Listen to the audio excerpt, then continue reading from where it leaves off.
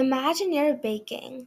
You need 3 cups of flour, 2 cups of butter, and 1 cup of sugar to make one batch of chocolate chip cookies. But what if you wanted to make 2 batches?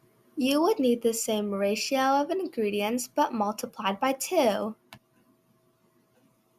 Chemical reactions are like baking, where the reactants are like ingredients.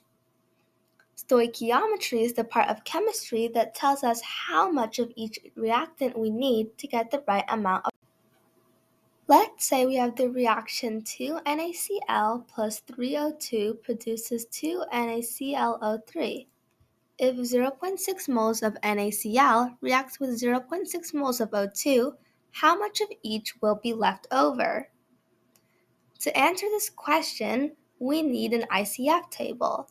ICF stands for initial, change, and final.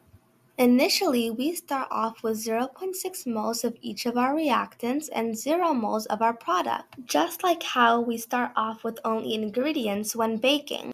During the reaction, the reactants get used up by a factor of their coefficients to make up the product. To fill out the final row of our table, we need to use what's called the mole ratio. In our baking example, we used the cup ratio with a 3 to 2 to 1 ratio between the flour, butter, and sugar.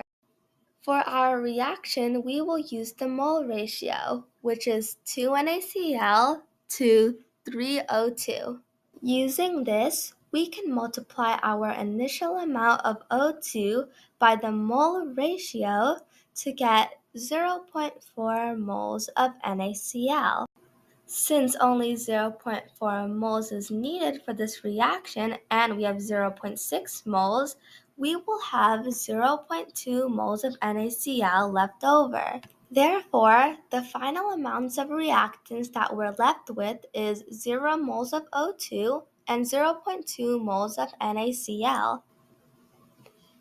Whether in purifying drinking water, developing new medicines, or baking your favorite recipe, stoichiometry ensures chemical reactions use the right ingredients in the right amounts.